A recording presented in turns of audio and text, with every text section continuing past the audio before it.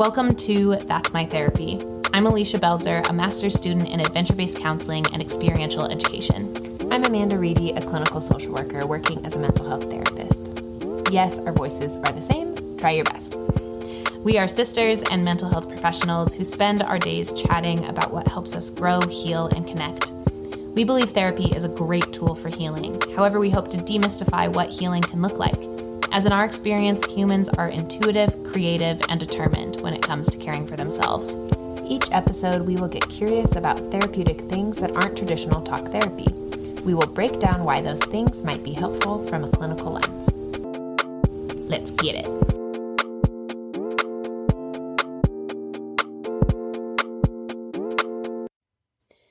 Hello, and welcome back to That's My Therapy. Today, we are sharing our interviews with two more incredible bands from TREEFORT. But first, we did want to ask a big favor of y'all, our listeners. Podcasts are made endlessly better through collaboration. The first thing you can do to help us reach more people who want to talk with us is rating our podcast. If you have listened and enjoyed, take 2 seconds to hit that 5-star button. You can even do it right now. We'll wait right here for you.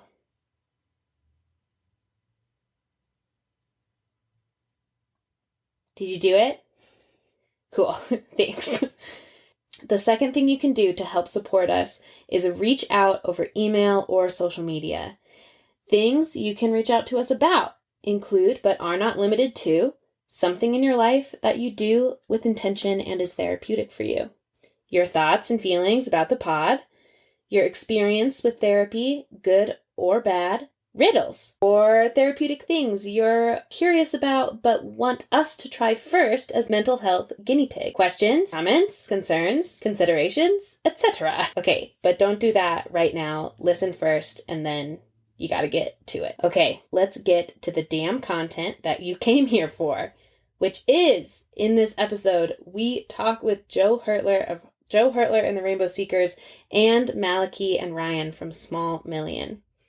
First up, Joe Hertler and the Rainbow Seekers are a Michigan-based band, go blue, who are known wide and far for their fun folk indie tunes. The Rainbow Seekers have joined me on every car ride and morning cup of coffee since we interviewed Joe, and I am grateful he works so hard to make such joyful jams. But I'm even more grateful that he shared his experience with us. So, without further ado, here is us with Joe Hertler. Yeah, so basically for our podcast, we have to define therapy as something outside of just going to a professional and talking with them. So we kind of define it as anything that can help you understand a deeper truth about yourself, process and move through past experiences, or like facilitate growth going forward. With that in mind, does music facilitate any of those things for you? Yeah, absolutely. I'm a songwriter. And, my stuff is pretty personal. Not like in a self-deprecating or like, I'm trying to think of the word, but it's not like woe is me. At least for me, I write music that's pretty personal. And it has always been a part of just processing experiences, whether it's something tragic or it's, just grief in its most pure form, or something more celebratory and reflective. Whatever it may be, it's always seems to, at the end of the day, be about making sense of what happens. I wanted to just point out here that he specifically described his music as celebratory and reflective. And it had me thinking about how humans typically process the things that happen to them. And important to note that does not have to be an entirely Depressive process? Depressive process, or even like a grieving process of the things that have happened. I guess I work with a lot of folks who think that, sometimes they'll come into the office and it's like, oh, well, like nothing really bad happened this week, so I don't know what I'm going to talk about. And it's like, let's talk about that. Or it's like, oh no, like our work here is also expanding what feels good and celebratory in your life, or making meaning out of the hard things. So in regards to the last question, do you remember any specific moments in your life where creating or performing music has helped you move through something, or otherwise like brought you to like a higher, new perspective? I mean, the first song I ever wrote, I think this is a long time ago. It was probably like 14 or 15 years ago. I had like dropped out of music school like almost immediately upon going there and kind of redirected towards education. I was just fried on it. But what ultimately brought me back to like, or introduced me to writing music was just like a death of a friend. Died had a motorcycle accident. One of my like best high school friends, and it always sounds so cheesy like talking about it. I haven't talked about this in a while because it's just a long time ago. But yeah, the first song I ever wrote, like the first one I like took to a coffee shop and played was like just this song that was centered around like the night I found out he died. So yeah, and I mean, dare say like 90% of my songs are like kind of about the cyclical nature of things, how everything is finite. I went through like a crazy breakup of like a decade, and I'm trying to like I've been like writing through those songs as of recent, and it happened like it's probably like 7 or 8 months ago. But just now I'm like starting to write about them. But yeah, it's nice finally writing about it. I'm not the type of writer who like something bad happens and I'm just like, you know, immediately write. Yeah, it always takes time. It seems like it's about 6 months, and then at least for me, it kind of feels like you can kind of look at the situation a little more objectively and write about it, maybe in some ways more honestly. It seems like in the moment, though those feelings are very real, they often just like, at least for me, don't translate all that well into good songs. So whenever I do write after tragedy strikes, it's always like super sappy and just like cheesy, and I toss it. But it eventually funnels into something that is a little more grounded down the road. Granted, it's a tragedy that's worth writing about. Yeah, right. But maybe less dramatized. Yeah, after exactly. You've given it that time. Do you feel like you continue like processing it through the writing process? Is that like the middle stage of you in regards to that breakup? Was that the middle stage of you processing, or was that like the cathartic, like I've processed this I don't think, I think there's like certain things that just happen where you don't never like fully process it. Right. Yeah. Like people have to say like time heals. It really doesn't. Sometimes a hole gets dug in you, and just what fills it in is life, people, just experiencing things, and trying to think about it in a rational, objective way, and also trying to learn from it as you can. And I think, at least it sounds so silly to talk about it, but yeah, it was really like, here's what happened, this is why it happened, how can I take this and be a better person for it, or like what can I learn from that? So there's lessons in everything, and I think it's easy when you're in the pits to kind of close yourself off to that stuff. But Mary Oliver, she's like my incredible, a huge sucker for Mary. But she has like one of her great like Mary Oliver quotes. It's like, life handed me a box of darkness, turned out to be the most precious of gifts. And, it's totally like cheesy on its own, but it came from Mary. No, so beautiful. It's brilliant. We just read a Mary.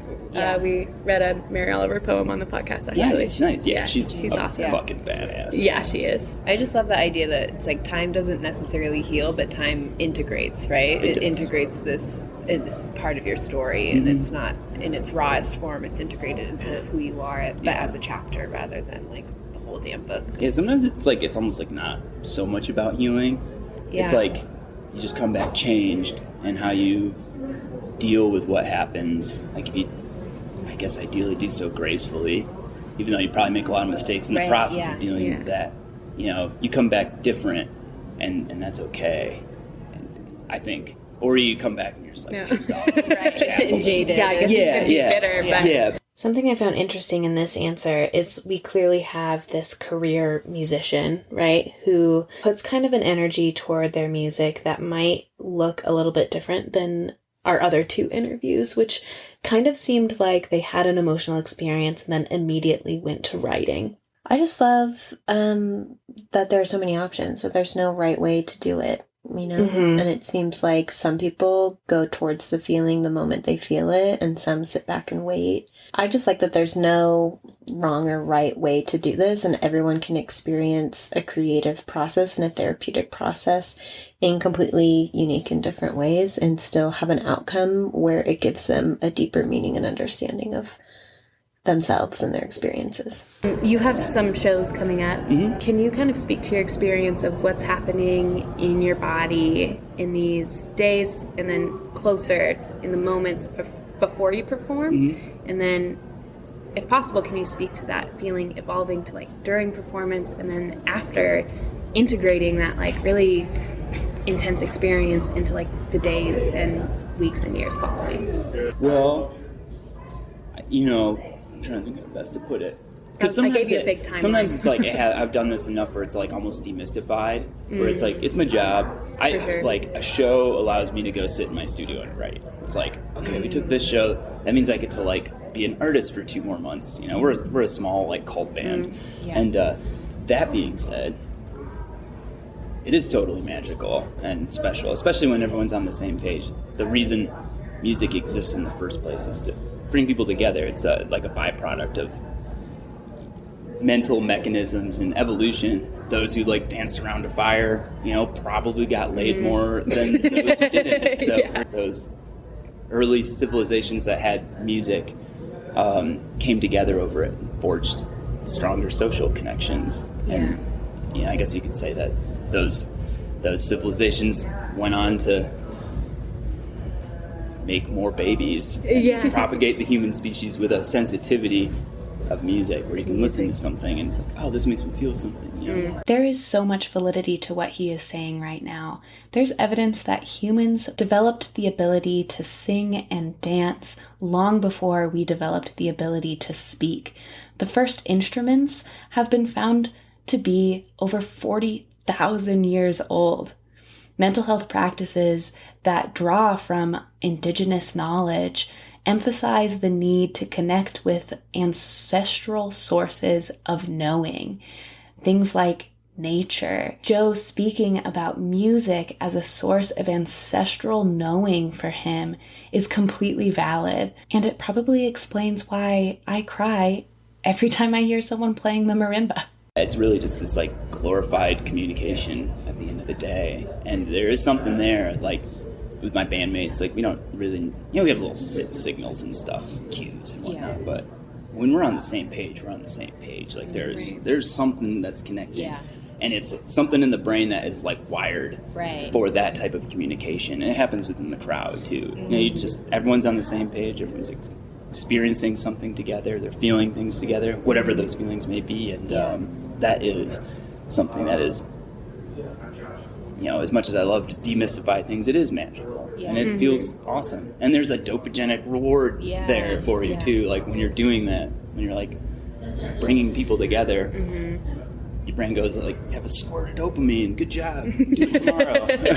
and it's a big, you know, I think a lot of touring acts will probably attest to it, the ups and downs of touring, probably because there is this like intense neurochemistry going on. It's like everyone's mirror neurons all like align for an hour or two all together, and then your bandmates know that. I mean, you guys are so in sync at a certain point, and then it's like an invitation for the audience to like come up to your level. It's just really cool.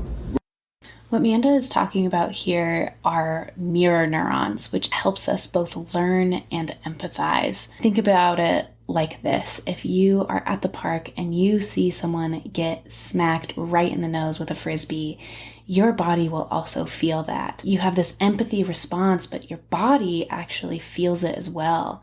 So when we're in environments where many people are connecting with the same thing, / moving together, dancing together, and overall having a collective experience, our minds mirror each other in a way that calms us down, brings us clarity, and forces us into connection. We're fortunate, I think we've been doing it a long time where we can get to that state. And kind of know how to like, just let go and relax. But then there, of course, are shows where it feels totally not there. And it's like it can be any show too. You can show up to a gig like, you know, have the worst sound check ever, feel like no one's going to show up, and then it's like the best show of the tour. And you know, it's like we've had gigs where we're in front of thousands of people and it's like gone wrong. We know how to perform through it, but like that connection isn't there, and that's ultimately like the difference between what makes a show feel locked in. A show that is intended to communicate something, as we're playing from like the place within you that intends to share. Playing from the place within you that intends to share. I think when we think about therapy and how it can exist outside of a counseling office, anything can make you feel good and have that dopogenic response. But I think what turns it into a more intentional experience of growth is us tapping into the places within us that intend to share. I think Joe just phrased that so perfectly. Is there anything music has taught you about yourself that, I don't know, maybe you wouldn't have discovered otherwise? It's most important to listen. Yeah. I think it's like about like we're playing a thing, y'all listen, but it really is like it's about being sensitive to your surroundings and how maybe other people are feeling, and yeah, it's like that sensitivity that is kind of required at a certain point. A certain level of playing music is pretty powerful, and I try to reflect on that. Here I'm like just talking, you know, like, oh shit, I should ask them some questions. Yeah, listening is really, really important. Yeah, I feel like being able to write songs requires it's a requirement that you have to be open to your own experience too, and listen to things, and like, not to go back, but to your breakup, right? You could have said, okay, well, that was 6 months ago, 8 months ago, I moved forward, but it's like an invitation to return to that experience. Yeah, it is. Yeah. And it requires like a deeper listening and being open for that, because we're so quick to want to move past something, or like, okay, that was this and now we're here. And it just seems like that's a practice that so many artists have, is that being open to like, oh, I want to listen to my feelings because they have something to say, and I think they have so much value, and our feelings tend to just want to be witnessed more than like solved or have our problems taken away from us. Yeah.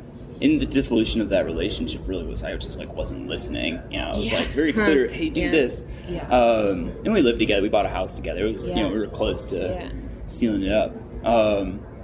But yeah, it was really just this like, you're not listening to me. And I lost it, and I mean that's just how it goes, and hope I don't make that mistake again. So I don't think I will. So it really sucked. Lesson learned. I'm to relive it, like I'm gonna try to be a little bit better next time. You already kind of spoke to this, but you obviously don't do this work alone. You have bandmates, overall community, and generally, like, you're part of a larger body of work of people producing and creating music. Can you speak to that experience as like kind of part of something bigger than yourself? Yeah, it's cool when this little seed all of a sudden becomes like a real piece of art. Especially when you like incorporate videos and like the whole thing. It's like every now and then we finish something, it's like, wowzers. That was the culmination. How did that happen? The efforts and focus of a lot of people, and it is only the way it is uniquely because of all of the people who had influence over it. Yeah, there's kind of a beauty in knowing the roles that we can't fill, and like knowing that other people have to and will. Yeah. And that's kind of, I think, been one of our strengths as a band, too, is people have their area of expertise. And I think we always try to, like, allow people to push the boundaries within that space, you know, and figure out how they can be the best version of themselves within that role. Yeah. And you're totally right. It comes through in your music in this, like, really beautiful, balanced way. Yeah. Is it still fun? Oh, fuck yeah. Yeah. All right. Yeah. I mean, sometimes it's hard. It's definitely, like, my job. Yeah. And, like, you know, I don't like love going. I don't like tour before I've left for tour. Like once we're in the band, played a show or two, I'm like, all right, we're back out, you know. Yeah.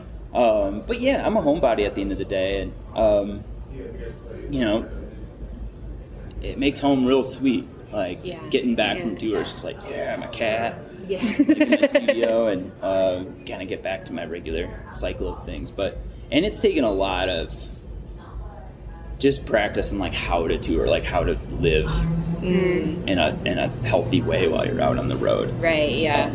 And there's been a lot of. I mean, when we first started touring, it was just like such a disaster. Yeah, we should not have been out on the road. It's amazing we're like alive. But you know, you get older and you learn things while you're out, and you slowly just get better at it. Like any craft, anything that you're doing, you just get better the more you do it. Here, Joe is reminding us of something that I think we often forget, especially in adult life, is that life takes practice, that no human skill is innate in us, and it always takes us learning and practicing. Mental health is a practice. Yeah, we're finding that a lot of what can be your therapy, if taken like too far, then it also is like toxic your to destruction. You. How so? Well, like for some folks, it's like cooking and nutrition. It feels like so good for them to like focus on food, and then you can also get hyper fixated on things like that. And then you end up with like this toxic relationship with food, or especially like I'm pretty into fitness. Obviously, I don't give a shit what I eat, but, but like running, right? It's like there's sometimes a fine line. There is. My husband, he's like, I'm certainly not going to be an ultra runner. I'm like, I feel like that might be bad for you. Yep, I know exactly what he's going He's through. like, I have an injury and I'm just going to keep running. And I'm like, I think we're Maybe missing that's the point. not your therapy right now. The thing is, running's addictive. Hence why I walked in here like a total goon. I was like running here. I'm like, what am I doing? Like I'm going to an interview. It's like, oh, cool. I can like go slide in a couple miles before earlier in the day. Running is not healthy. I'm new to it. I've only been doing it for like a year, but I like do something else. Like, you heard it here first. Running, not even once. Okay. I'm running all the time. I can't stop. But it's fun. We would love, if you're open to it, to share like a clip or a song on the podcast that maybe reflects kind of what you've spoken to today. Yeah. Is there anything specifically that you maybe like us to play? Maybe Passing Through. Passing Through. I was never crazy about the recording, but I think the song is there. I've kind of like taken our music is really melancholic at its core. Like it all is. Like everything is suffering in some regards. But I've always kind of taken this like celebratory stance of it. Sort of built this like, I don't want to call it a facade, because it's not like we're trying to deceive anyone. I think it's like worthy of celebrating that. Just like to live is to suffer sometimes. Yeah. And it's ultimately like the kind of the gap between happiness and sadness that give them both their weight and their meaning. You know, like what worth is sunshine without the rain? Like you need that. You need to explore those polarities, I think, and you probably will. Yeah, I think your music really must hold that dichotomy too, because it feels so elevating. Thank a you. lot of your songs. I hope that. But then, it is at the same time holding this darkness or holding sadness or grief or whatever. At the same time, it's like it's paired with this composing that feels so uplifting for a lot of your songs. Thank you. Yeah. Well, thank you so much for sharing with us. That's all we have. We appreciate you taking the time out of your run. It worked out perfect. Thank you so much to Joe Hertler for giving his time for this interview. It was rad to hear about your experience making and producing music and sharing it with others. We're so grateful for you. And then you went to the show. How was the show? I did go to the show.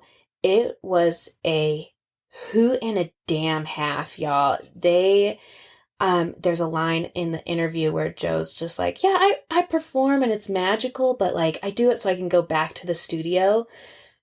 Joe, you could have fooled me because you were having such a damn good time up there. And just like the band in general has an elevated performance, and each member of the band feels like a musical mastermind in their own right, and watching them come together to make just beautiful, funky tunes was surreal. In just a second here, we're going to play Passing Through by Joe Hertler and the Rainbow Seekers, but I wanted to read in full the short poem that Joe mentioned early on in the interview from Mary Oliver called The Uses of Sorrow. In my sleep, I dreamed this poem. Someone I loved once gave me a box full of darkness. It took me years to understand that this, too, was a gift. In our interview, it was clear Joe Hertler exemplifies an artist who is able to incorporate all parts of themselves into their music. Without further ado, here is Passing Through by Joe Hertler and the Rainbow Seekers.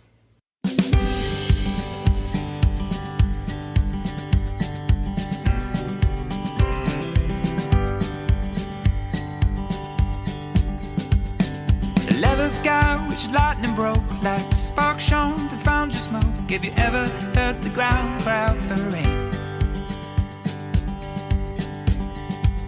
Dust devils spun like fading genies, dying ghosts of desert dreams. The boiling clouds descended where we lay. When I am lost amidst my passions, it seems my dreams are endless. Someday I'll be brought back to the start. Maybe I'll lose my shit tomorrow, give way to all my sorrow. Today is not the day to fall apart. Sometimes the sun don't shine, but I'll admit it's been a good year. There's normally people passing by through this place, always changing, but today there's only me and you. And I'm just passing through. And you grow up, and you move on, and you forgive, 'cause we've all made mistakes. And you give love, and you let go. We're learning how to lose, 'cause we're just passing through.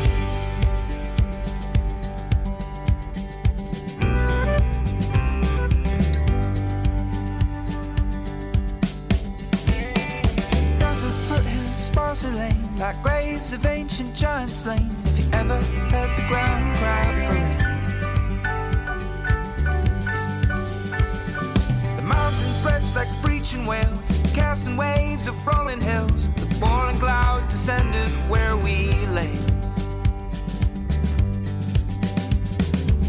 Some memories will fade, while some friends will move away.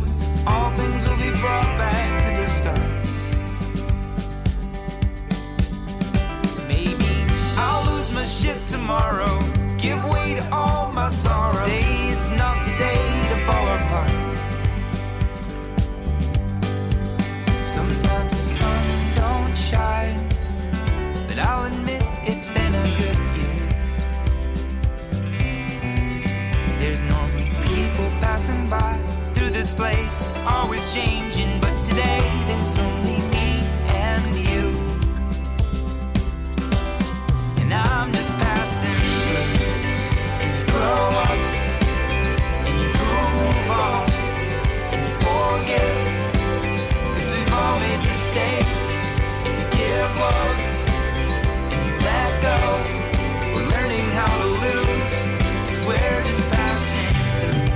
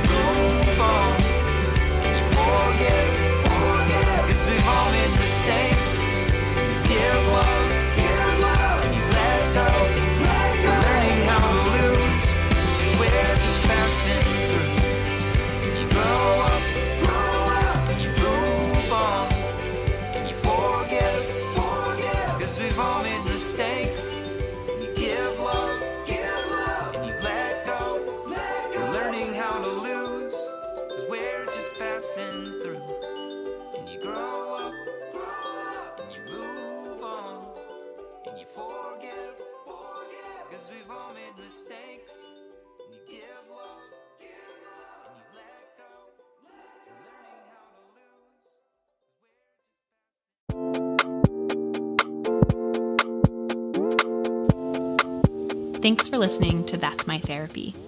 If you are seeking resources to care for your mental health, a good place to start is Psychology Today's list of qualified practitioners in your area, or by contacting your insurance provider to get a list of in-network clinicians.